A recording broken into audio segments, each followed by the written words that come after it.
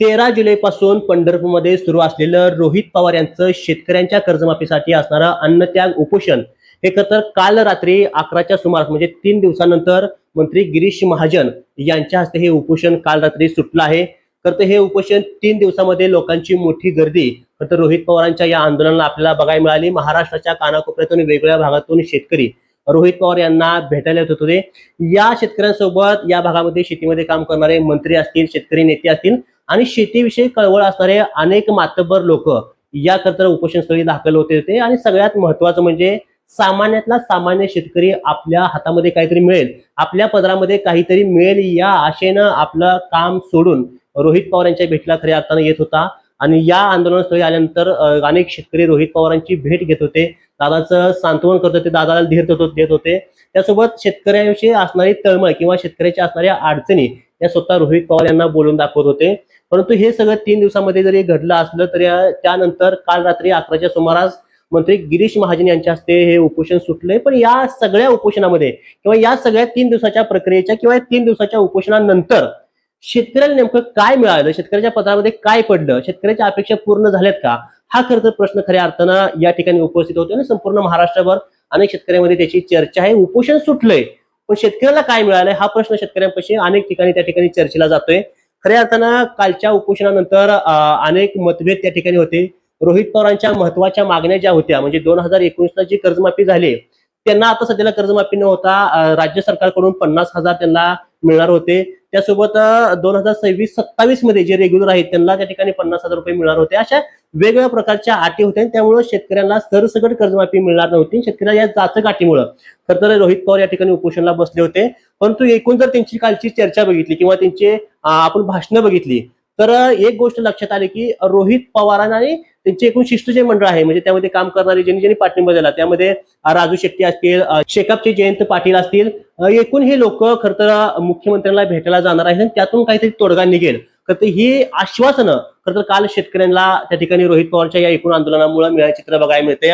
22 जुलैपासून या ठिकाणी अधिवेशनाला सुरुवात होणार आहे. त्या अधिवेशनाआधीच त्या ठिकाणी या शिष्टमंडळाची किंवा रोहित पवार सोबत अनेक मातब्बर नेत्याची मुख्यमंत्र्यांसोबत या ठिकाणी आणि कृषी मंत्र्यांसोबत या कर्जमाफीविषयी एक बैठक महत्वाची पार पडणार आहे आणि त्यामध्येच हे महत्वाचे प्रश्न ज्या ठिकाणी मुख्यमंत्र्यांच्या कानावरती त्या ठिकाणी पडल्यानंतर त्यातून काहीतरी तोडगा निघेल. फक्त आश्वासनं हे फक्त कालच्या या आंदोलनामुळे लोकांपर्यंत मिळालंय एवढं आता तरी त्या ठिकाणी स्पष्ट आहे. सरकार यावरती कोणती भूमिका घेईल, सरकारनं यावरती मागण्या मान्य होतील हा पुढचा भाग झाला. परंतु आता सध्या तरी या 3 दिवसाच्या उपोषणानंतर खऱ्या अर्थानं बघायला गेलं सरकारकडून शेतकऱ्याला फक्त आश्वासनच मिळाली एवढं मात्र कालच्या या 2-3 दिवसाच्या उपोषणानंतर आपल्याला त्या ठिकाणी समजतंय. परंतु रोहित पवारांची क्रेज मात्र या आंदोलनानंतर या उपोषणानंतर महाराष्ट्रभर चर्चेली गेले. खऱ्या अर्थानं या महाराष्ट्रामध्ये विरोधी पक्ष नेता कोण नव्हता. मग जो सरकारविषयी भांडेल, जो सरकारच्या विरोधात भांडेल तो आपला नेता शेतकऱ्यांचा असतो ही तर खरं तर संकल्पना किंवा शेतकरी त्या ठिकाणी त्यांच्या पाठीमागे खंबीरपणे उभा राहतात आणि ती जागा जी रिकामी जागा होती ती रोहित पवार यांनी त्या ठिकाणी भरून काढली आहे. अनेकांकडून त्या ठिकाणी बोलण्यात येते की रोहित पवारांचं किंवा एकूण पवार कुटुंबाचं त्यातलं हे त्यांचं पहिलं आंदोलन आहे आणि सरकारला किंवा अनेकांना या महाराष्ट्रामध्ये जाण होईल की पवार देखील शेतकऱ्यांसाठी उतरू शकतात, पवार देखील त्या ठिकाणी आंदोलन करू शकतात. आणि खरं तर आता सध्याला अजित पवारांची जागा नंतर कोण घेईल तर ती जागा जवळपास रोहित पवार घेतील अशी तरी शेतकऱ्यांमध्ये किंवा एकूण महाराष्ट्रामध्ये सध्याला चर्चा त्या ठिकाणी व्यक्त केली जाते. अशा अनेक गोष्टी त्या ठिकाणी आहेत.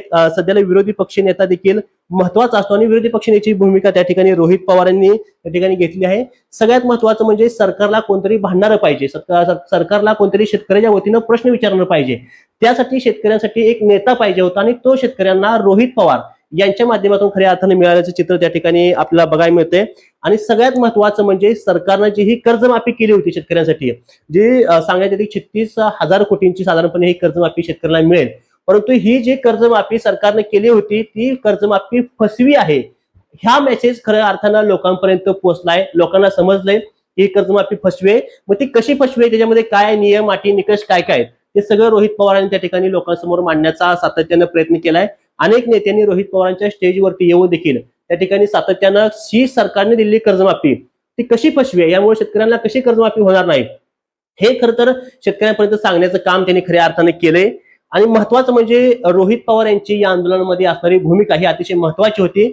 रोहित पवारांनी सगळ्यात महत्वाचं म्हणजे आपल्या भाषणातून कोणत्याही राजकीय नेत्यावरती टीका केली नाही, त्यामुळे त्यांनी एक ती सहानुभूती मिळवून घेतली. खऱ्या अर्थानं हे आंदोलन शेतकऱ्यांसाठी होतं, त्यामुळे रोहित पवारांकडून महाविकास आघाडीचे किंवा राष्ट्रवादीचा कोणता देखील झेंडा, नाव, त्यांचा पंचा कोणतं देखील त्या आंदोलनामध्ये वापरलं नव्हतं. त्यामुळे सगळ्याच पार्टीचे लोक ज्यांनी भारतीय जनता पार्टीला मतदान केले ते देखील लोक त्या ठिकाणी शेतकरी म्हणून रोहित पवार यांना त्या ठिकाणी पाठिंबा देत होते. तर महाराष्ट्रामध्ये शेतकऱ्याच्या बाजूने लढणारा नेता कोण, तर तो रोहित पवार. ही खतं संकल्पना किंवा ही खतं जागा रोहित पवारनं त्या ठिकाणी घेतल्यामुळं संपूर्ण महाराष्ट्रभर सध्याला रोहित पवार यांच्या नावाची सध्याला मोठी चर्चा आहे. आणि ह्या एकूण आंदोलनानंतर संपूर्ण महाराष्ट्रभर रोहित पवारांची क्रेज हे वाढल्याचं चित्र आपल्याला त्या ठिकाणी अनेक माध्यमातून, अनेक लोकांच्या बोलण्यातून त्या ठिकाणी बघायला मिळतंय. सरकारनं काय दिलं आता सध्याला जरी निदान शेतकऱ्यांपाशी आश्वासनं जरी दिली असली तरी पण हे आश्वासनं पूर्ण होतील का नाही ही देखील अजून माहिती नाही. यांच्या मीटिंग मधून, यांच्या बैठकीतून काय तोडगा निघेल हे कसं आपल्याला 22 जुलैच्या आधी त्या ठिकाणी लवकरच समजेल.